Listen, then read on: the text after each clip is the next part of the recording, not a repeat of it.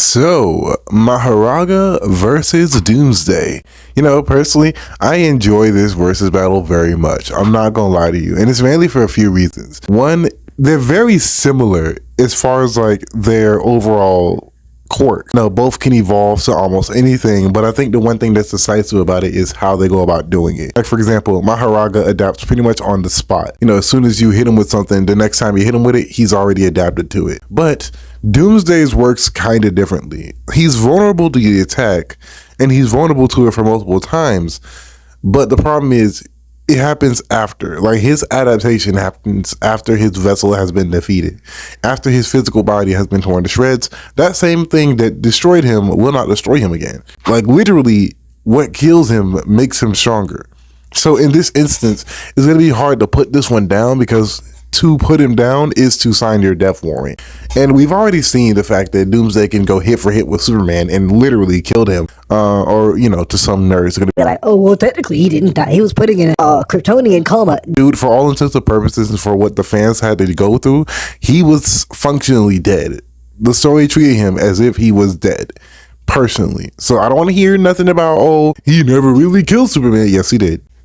Now, as far as that, we know he scales. So the Superman scales bare minimum planetary. Like, not to be a power scaler or nothing. I really don't want to have it turn into that. I just want to look at these two titans and see if they fought, could one beat the other without doing too much nerd shit, for lack of a better term. So, in my opinion, I honestly do see this going in favor of Mahoraga, simply because he can adapt faster. Like, his adaptation is genuinely just faster. Like, it doesn't even affect him once he's hit by it a second time. Once his wheel starts turning, it's not going to do nothing. And considering Doomsday doesn't really have much as far as like how to put him down and to use anything differently, he's not really going to get that far in a battle against someone like Mahoraga, someone who can literally adapt to any and everything as it is happening. So I just don't see personally how he's going to get out of this situation. And again, Doomsday doesn't have anything hard enough to hit him with where it's going to be a one shot, because that's literally the only way to beat Mahoraga, at least as far as what we've seen. Today's shout out goes out to Harrison, and obviously it's from my Boo video. Let's get into it. Kai did the Boo saga straight dirty. They just had to kick an already mid saga when it was already down. Honestly, man, I feel you. I feel the same way personally. I feel like the Boo saga could have been so much more than what it was already, but yeah, I don't know.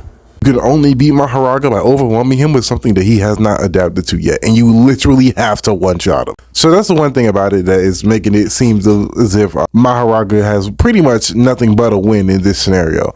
Because again, Doomsday's abilities are pretty much standard issue. He has super strength on par with Superman, and that's all well and good, but once he adapts to Doomsday at his best, as far as his best punch, it's not going to mean anything.